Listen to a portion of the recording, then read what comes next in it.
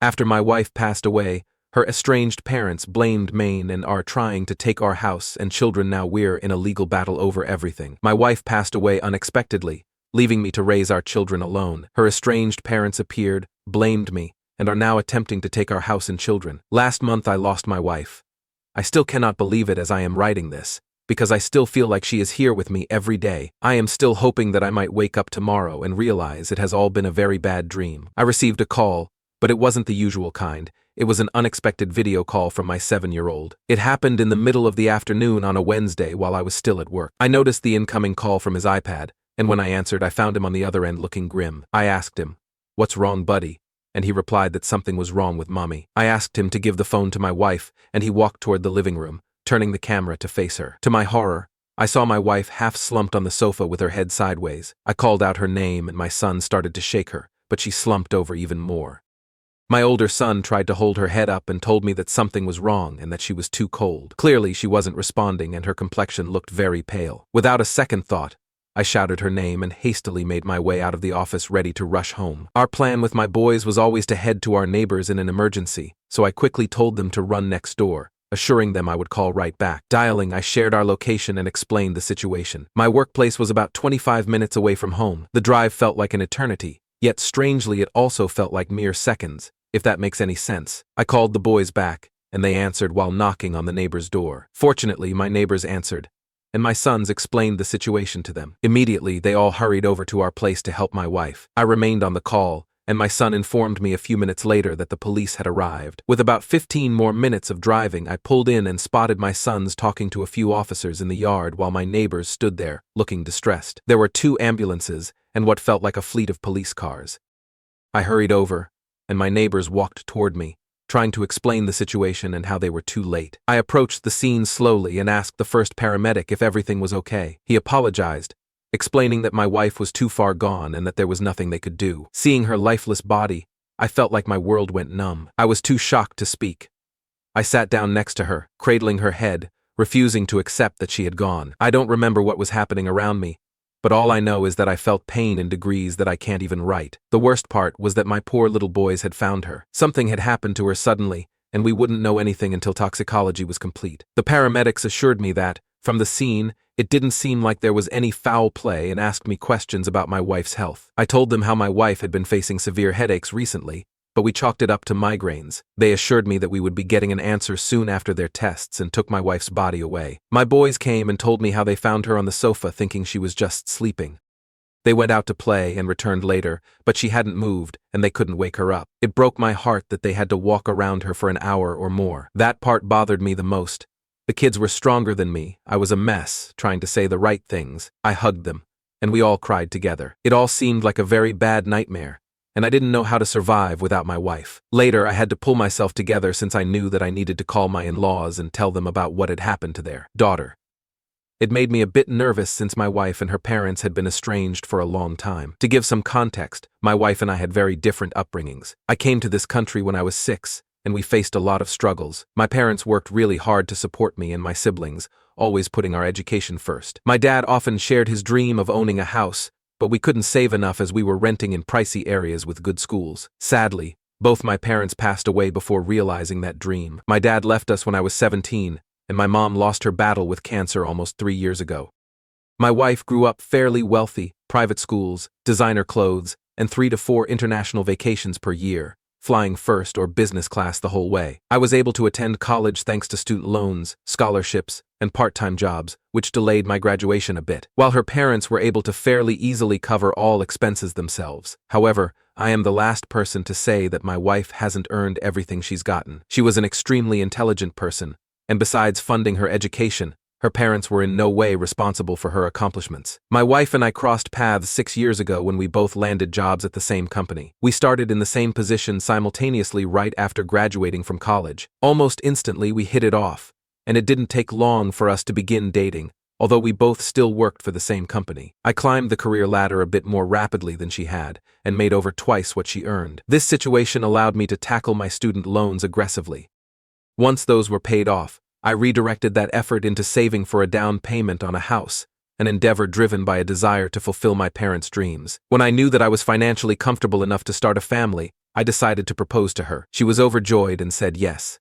The next weekend after I had proposed to her, we decided to meet with her parents to share the happy news with them. They were happy as well, and announced out of nowhere that for a wedding present, they were going to give us a house. My wife was so excited, and although I was also happy, I wanted to know the details as well, pretty quickly. Her parents then told us that the house would be in her name only, and that they expected us to sign a prenup to protect any and only pre-marriage assets, just in case I was marrying her for money. I felt insulted by the implication that I was after their money, especially considering I earned more than my wife. Our financial approach had always been shared. She made around $100,000 and I made about $240,000. We split expenses according to our incomes, with me covering about 2/3 and her contributing about 1/3. This arrangement was set to continue after marriage. Moreover, if she got pregnant, I was ready to take on the entire financial responsibility to ensure no burden fell on her. I shared this plan with my in-laws, but they felt like I was not good enough for their daughter. This really hurt me.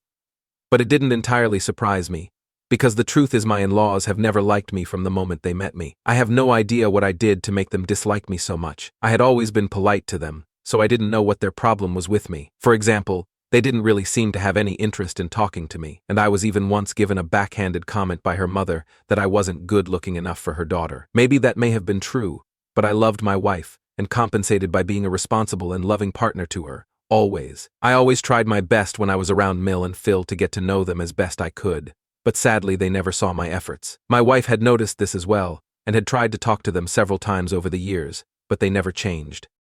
I even know that once, my in-laws tried to talk my wife out of being with me, and told her to keep looking for a better partner than me. Fortunately, my wife never cared about their opinion. Coming back to the prenup issue, my wife was offended as well, and she protested against this unequal treatment. However, her parents remained firm. The argument escalated when they started pointing out my humble beginnings, suggesting she should be cautious about our relationship. This deeply offended both of us.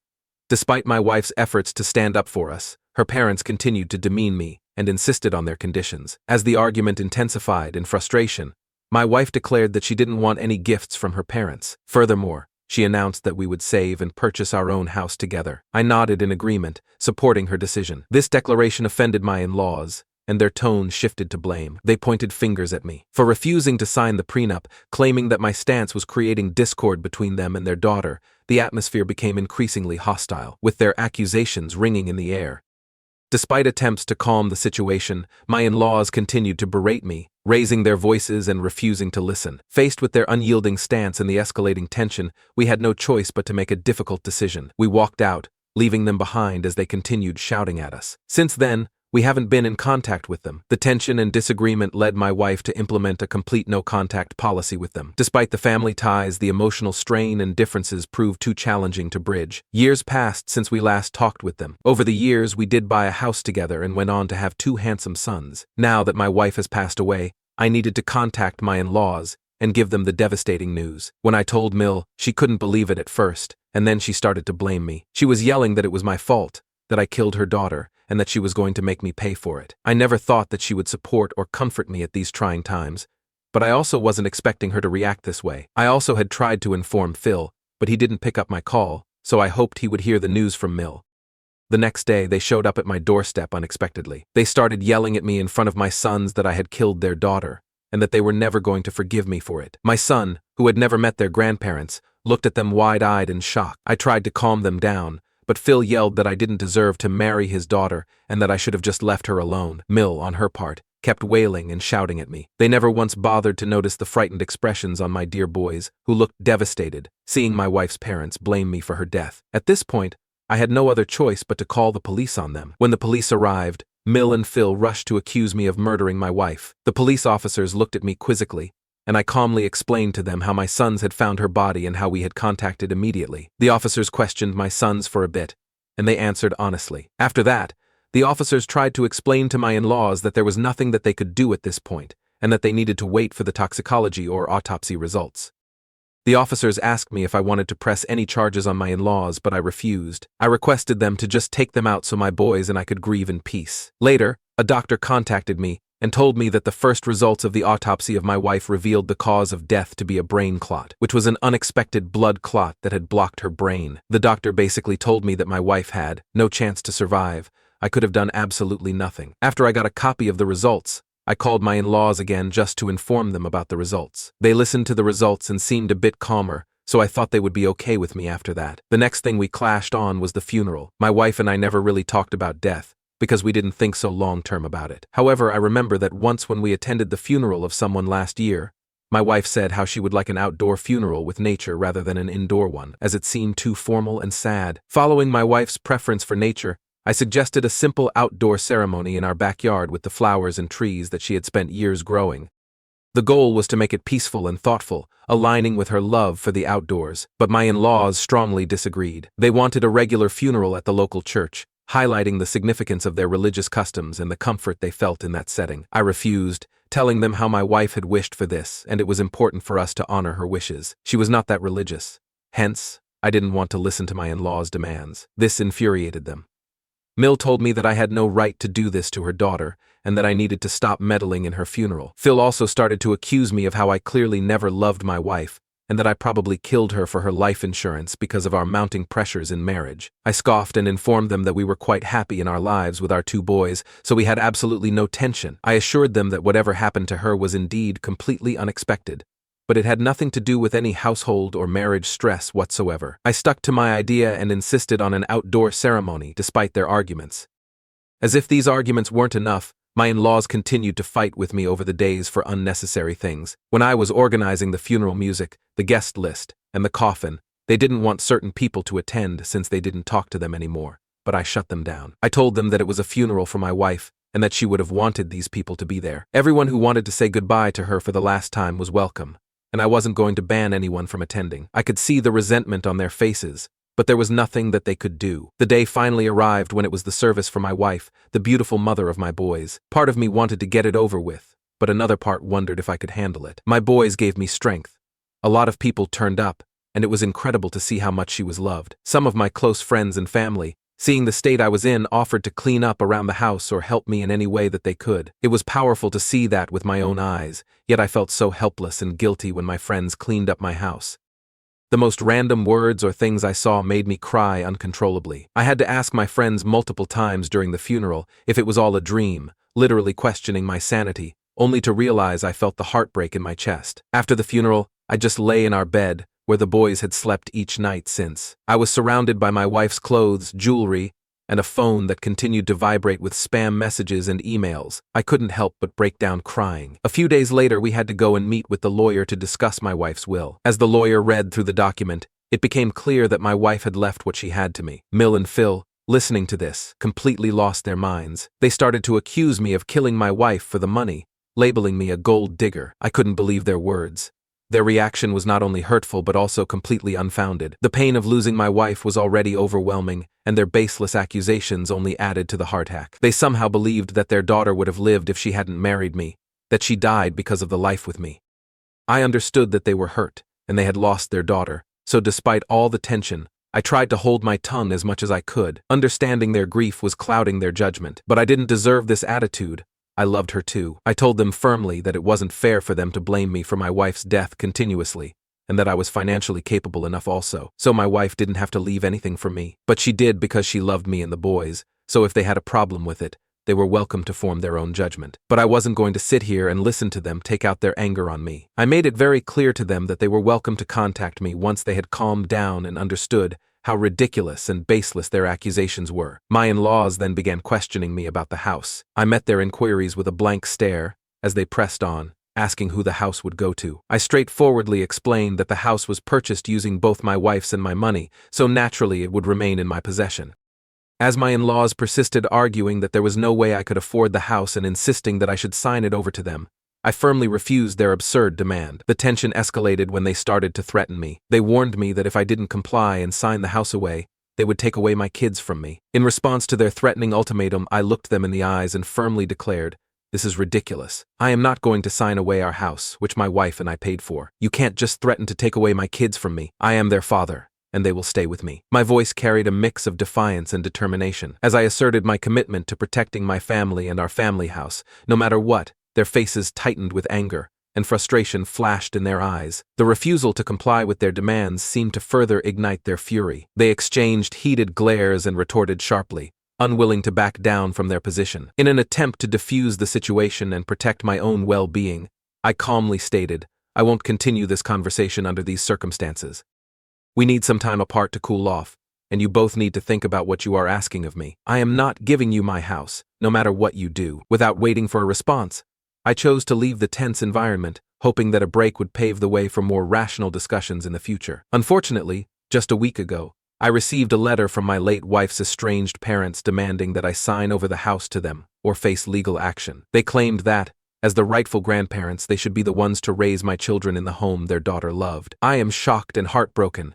I never imagined that my grief would be compounded by a legal battle for my own children. I have consulted with a lawyer, and they've assured me that legally, the in-laws have no grounds to demand the house. However, the emotional toll of this threat is draining me. I am not sure how to navigate this situation. My wife and I worked hard to build a life together, and I want to provide the best possible environment for our kids.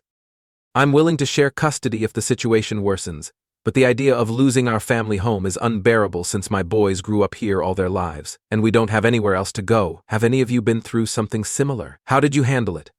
Was I in the wrong to my in-laws in any way for them to take such an extreme step? I am desperate for advice, support, or even just some honest opinions to get through this difficult time. Update 1.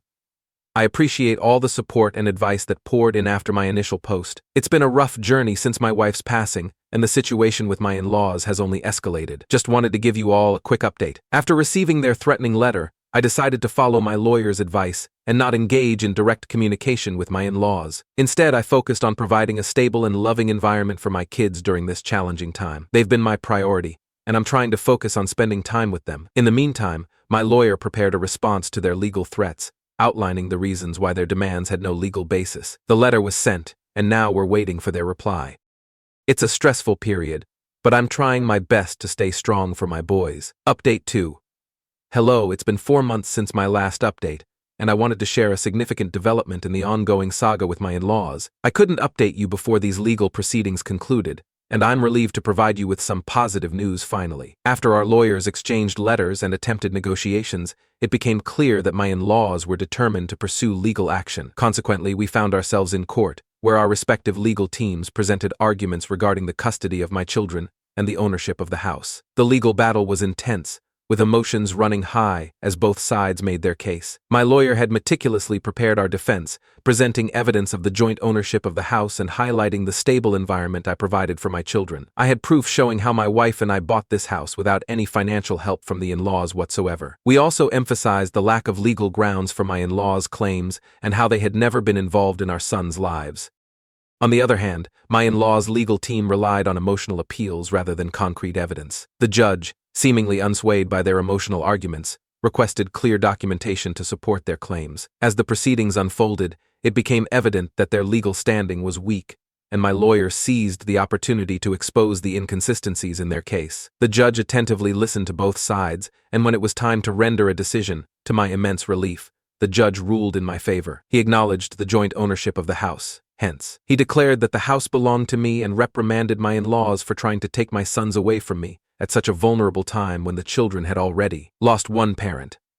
The lack of a legal basis for my in-laws made them lose their case, as was already expected. Although I am happy that one major tension of my life is over, it still hasn't made me forget how to live my life without my dear wife. I grieve for her every day, and I miss her immensely. Every night when I put my sons to bed, I can feel how much they miss their mom.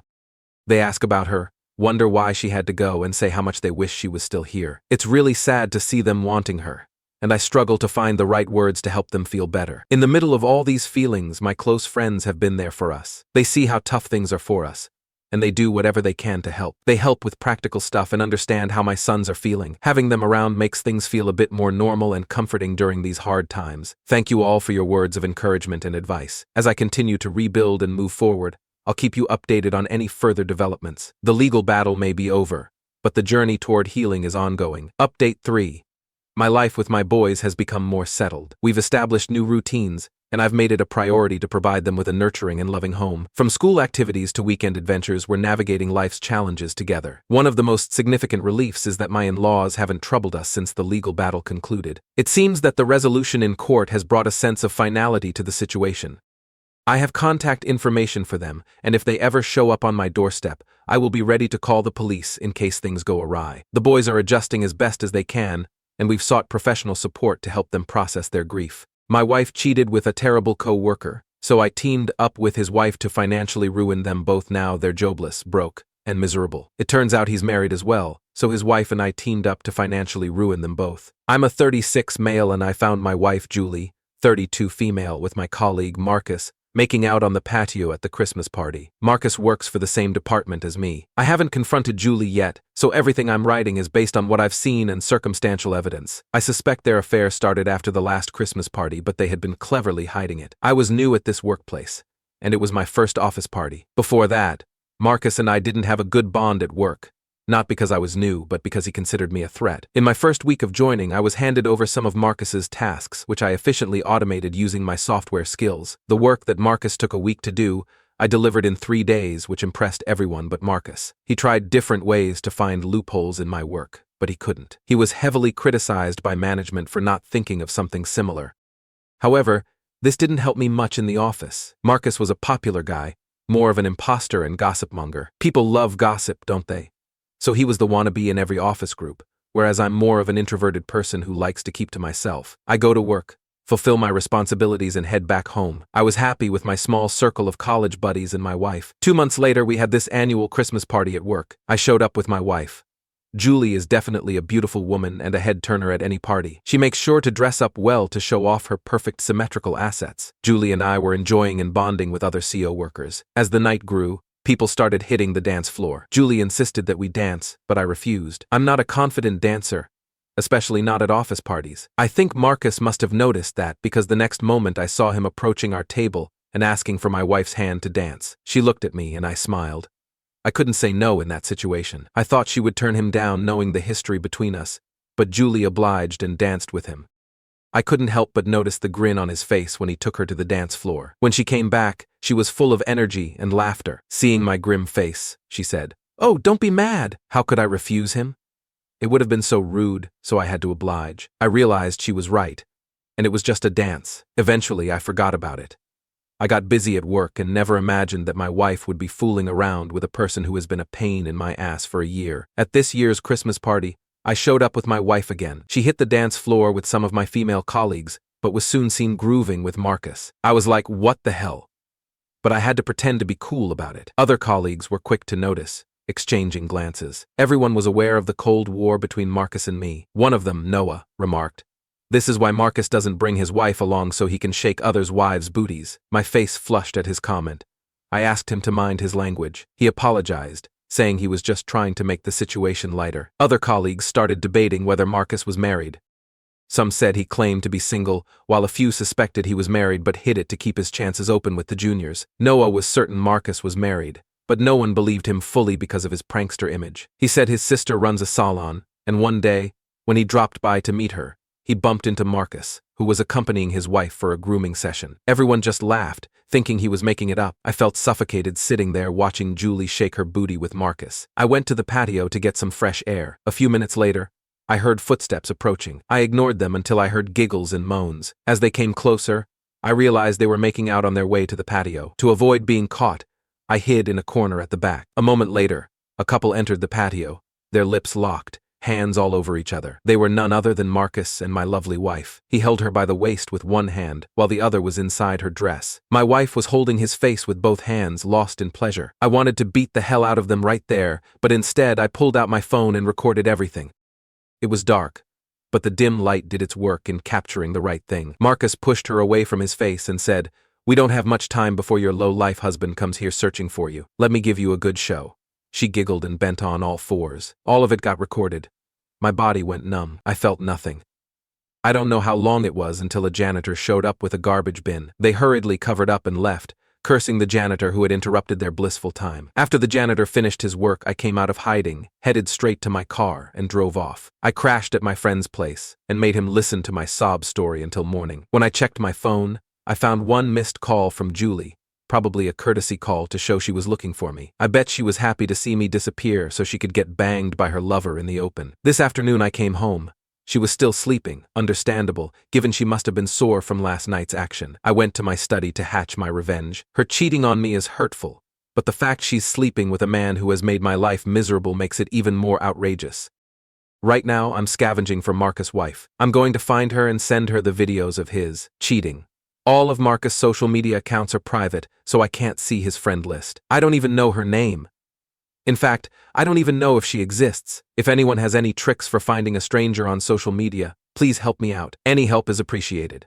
Update 1. One of the most common comments here was, "How did I not see this coming? Was there no sign at all?" Well, I don't know if it was truly a sign, or if I just had too much faith in my wife. A few months after the first Christmas party, I think it was around spring, I was scrolling through my Facebook feed when I noticed Marcus' comments on Julie's post. I was taken aback. I asked her if she was in touch with him. She said no, that he was just a Facebook friend like thousands of others. She said Marcus had sent her a friend request after that party, and she accepted it. No big deal. I got alert and reviewed her profile more often. I saw Marcus' generous comments with heart emojis on each of her photos. I asked her about this, and she said it was just one of the hundreds of comments she gets on her pictures. Julie is not a social media influencer, but she's very active there and her profile is open. I told her that Marcus is not one of those 100 strangers who comment on her pictures. He and I are not on good terms at work. He doesn't even talk to me. So why the hell is he interested in my wife's pictures? She replied sarcastically, "You should ask him." Her response infuriated me and I yelled, "He is no one to me. I cannot question him, but you are my wife. It hurts me to see you in touch with someone whose sole motive in life is to pull me down." Marcus had pulled many tricks at work to show me in a bad light. He was even successful a couple of times and I was severely criticized by my manager. Marcus is also a bootlicker and had manipulated our manager into his camp. Julie knows everything about my office politics, yet she let Marcus' flirtatious comments slide into her inbox. This was until July this year. Then my department bagged a new project, and for that, I had to travel twice every month to the client's office in Seattle. Work got really hectic, and I barely had time to think about anything else. Marcus and I were both on the same team and had similar job responsibilities, but somehow he was always free, loitering in the lobby while I was immersed in work. It was so overwhelming, but I took it as a learning opportunity and worked my ass off. During this time, I noticed Julie getting emotionally distant from me. I thought it was because of my work commitments and travel schedule. I tried to make it up by taking her to fancy dinners on weekends and buying expensive gifts for her. She never complained about my travel or my absence at home. She didn't even acknowledge the growing coldness between us, and this bothered me. I insisted to my manager not to send me on work trips so frequently, or at least shuffle it between me and Marcus, but he refused.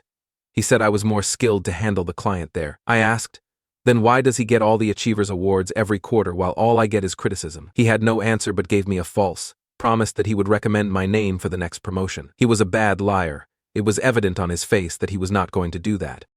Talking about Julie, when she woke up after her long slumber that evening, she asked me why I left her alone at the party. I said, "You needed me. I thought you were having a fun time with your new friend." She laughed and said, "Oh, don't be a jealous baby. It was just a dance." I smiled and let it slide. She thought I was angry that she was dancing with Marcus. I let her think that because I'm going to attack them without any warning. My search for Marcus' wife has yielded no result yet. I tried with Marcus' surname, but the search result was overwhelming. I'm thinking of fishing out Marcus' address from the company's database and heading out to his home. I find no other option than this. Any better suggestion than this is most welcome. Update 2. As some of you mentioned, it is next to impossible to find someone without a name or handle on social media. I was almost certain to go to his house and find his wife, but then my friend reminded me about my colleague Noah. I felt he knew about Marcus' wife and could help me out here. Though he's a big-mouthed person and I'm not very fond of him, I needed his help. The next day when I went to work, I casually got into a conversation with him and asked him if he knew about Marcus' wife. He smirked at me and said, "I knew you would ask about her, especially after last night's twerking." Yeah. That's how he is. An annoying piece of. I wanted to ask him about her name but didn't have the courage to do so. Maybe he sensed the desperateness and helplessness on my face and asked, "Do you want to know her name or contact?" I immediately blurted out in excitement, "Please." He told me her name and said that he would ask his sister for her number. I searched with her name across all social media platforms and found her on Twitter. I told Noah the number was not required. As per her Twitter bio, she was working in a management position at one of the leading global organizations. I texted her saying I needed to talk to her about something very important regarding her husband. She responded with her number and asked me to call her. Her response gave me the vibe of a confident and poignant woman. I called her, introduced myself. I told her subtly that her husband and my wife were up to something and that I had the video of them together. She asked me if I could meet her after work.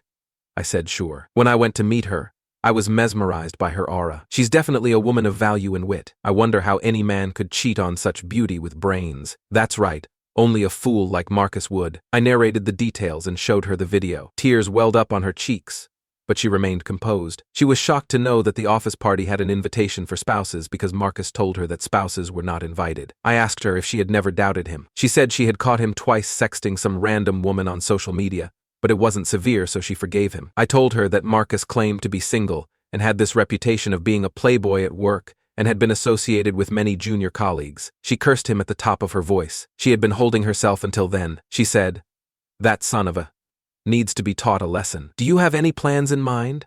I said no, not right now, but I'm definitely going to make them pay for all the humiliation. She said, "Let's do it together." Now we are in this together, planning our revenge. We have come up with some very amusing ways to ruin Julie and Marcus. We'll update the thread after the final nail in the coffin. Update 3. Hold your seatbelt. This is going to be wild. Julie and Marcus have been served with hot piping revenge. Marcus's wife, Sandra, 33 Fahrenheit, and I came up with the following revenge plan. We turned blind eyes to their affair. Though we knew they were lying about the sleepover with friends, we let it slide. We both pretended to be so busy at our work that we didn't give a care. Julie and I co-own the house. I made an updated document where Julie has made me the sole owner of the house and made her sign it, not forcefully, but tactically. She was once heading out to meet Marcus, lying that she was going shopping with friends. I deliberately blocked the restroom wardrobe and made her run late. When she was about to leave, I asked her to sign an insurance renewal document. It wasn't suspicious because I pay for all her insurance. She just signs it and gets done with it. Between those papers, I kept the house ownership document. She signed all of them without seeing them.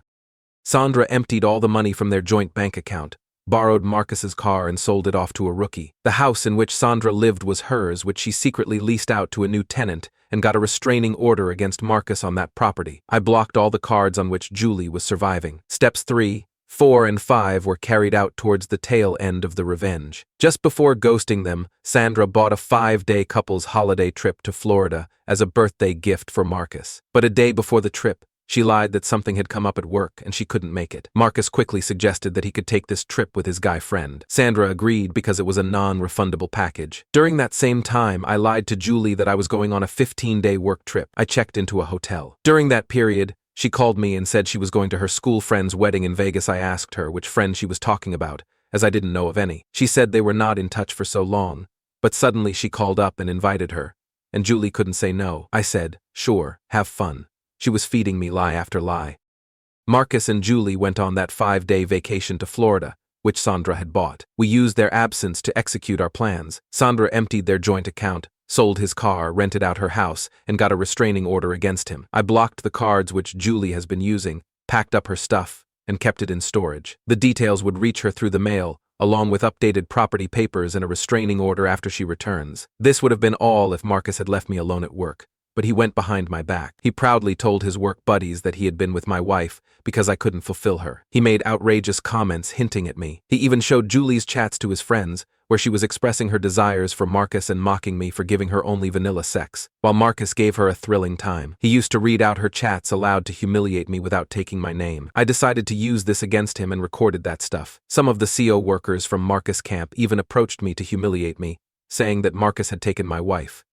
I mailed all the details to the company's HR demanding Marcus' termination on the grounds of mentally torturing me. I even threatened the management to leak all this workplace harassment on social media and other review platforms. This negative PR cost the company a lot. HR promised me that evidence proved Marcus was a bully and that he would be terminated as soon as he came back from his 5-day trip. I have also sent out my resignation and asked for an immediate release. I left a letter for Julie, which she would get after returning from the trip. It would give her closure.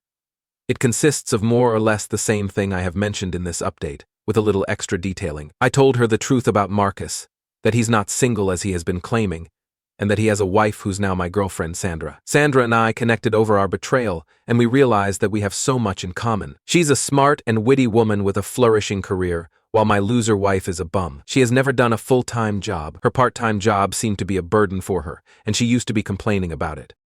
I'm amused to imagine her dilemma when she would have to work full-time, because now she doesn't have me to provide for her, nor does her loser lover have a job. Sandra slipped off Marcus' credit card just when he was leaving for the trip. He would have found it missing after reaching Florida. The situation in Florida is going to be hilarious. Marcus has no cards and I have blocked Julie's card. Sandra has also called up the hotel to cancel the bookings just before Marcus and Julie were about to arrive in Florida. She didn't get any refund.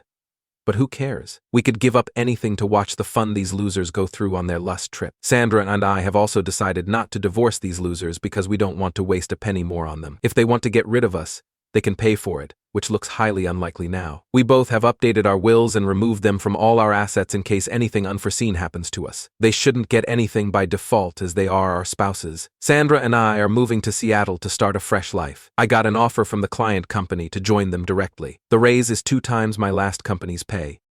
Sandra said she wanted to take a break from work and enjoy it for some time. She had enough savings to last for a couple of years without worrying. Our belongings are already on the way to Seattle. By the time Marcus and Julie return, we'll be away on our month-long holiday to the Caribbean, basking in the sun. It's so much fun with Sandra, a woman who matches my intellect and curiosity. I feel so lively again. We are not seeing our forever with each other, don't want to put that burden on ourselves, but yeah, we're enjoying our time together until we can. Now, on to the next story.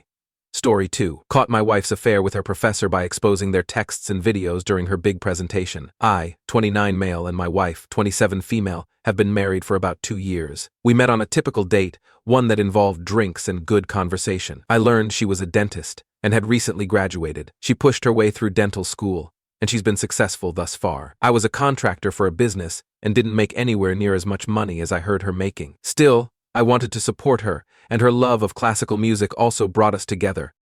I took her to see the orchestra, and because of this, the two of us fell in love. After a few months, we moved in together. We both lived in an apartment and eventually, over the next year, realized we felt strongly for one another. With our combined income, we ended up getting a townhouse. I started getting better gigs and working on my business as well, and I fronted most of the mortgage despite her having a successful dental practice. Eventually, a year later after we moved into the townhouse, I popped the question. I asked if she would marry me at a classical music concert on the anniversary of our first date. She said yes, and in a few weeks, we rushed the ceremony and were married. Things were great.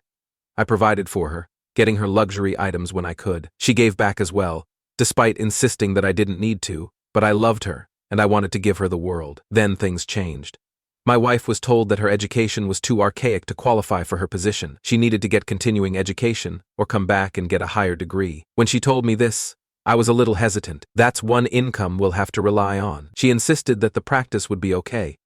She wanted to run it still, but would have a more hands-off approach rather than hands-on. After some back and forth where I told her that she could just do it part-time or something, we came to an agreement. She would go back to school, and I would provide for both of us. It wasn't a huge issue, however.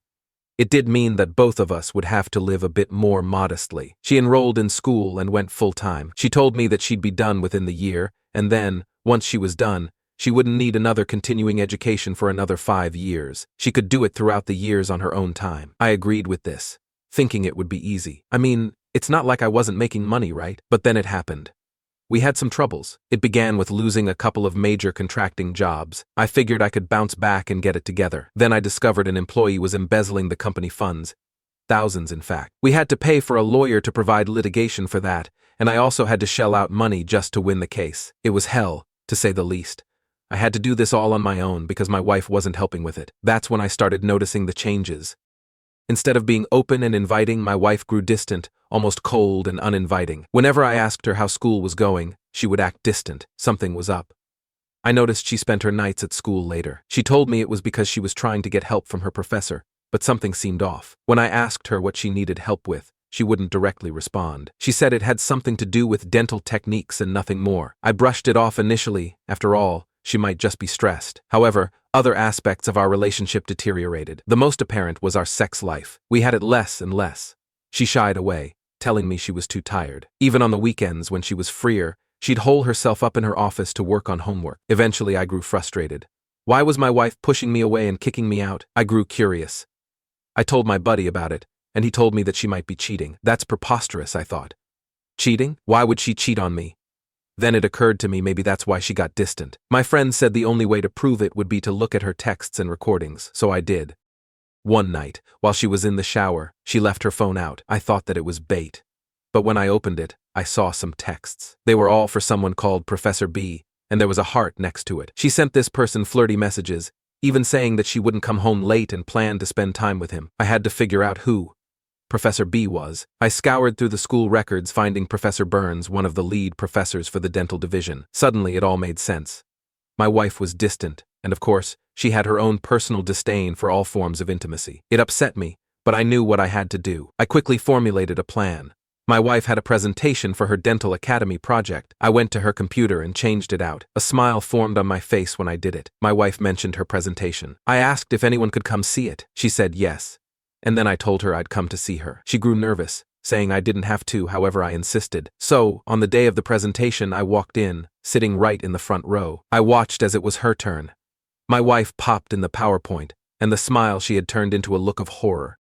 It was all the messages of her cheating, revealing to everyone here that she was seeing Professor Burns. I even found a couple of videos on her phone, too, which I showcased. When my wife asked what this was, I asked her back. I told her that I knew she was cheating, and that I wasn't going to let her get away with this. I called her a cheating, and told her I didn't want anything to do with her. She finally broke down, saying that Professor Burns was a good man and that he made her happy. I told her that was no excuse, and that I was disgusted with her. Professor Burns was outed, and the faculty immediately fired him. They told him never to come back or teach at the university. I don't know if he ever found another job or if his past haunted him. As for my wife, being outed as a cheater was embarrassing, but the dean took it upon himself to kick both of them out. My wife was blacklisted from other universities, too, as it was found she plagiarized a couple of papers. She lost her job and wasn't able to go back to dental school. I kicked her out of the house, too. While I fronted the mortgage and it was hard, I don't regret it. She's a cheater, and I don't take it kindly.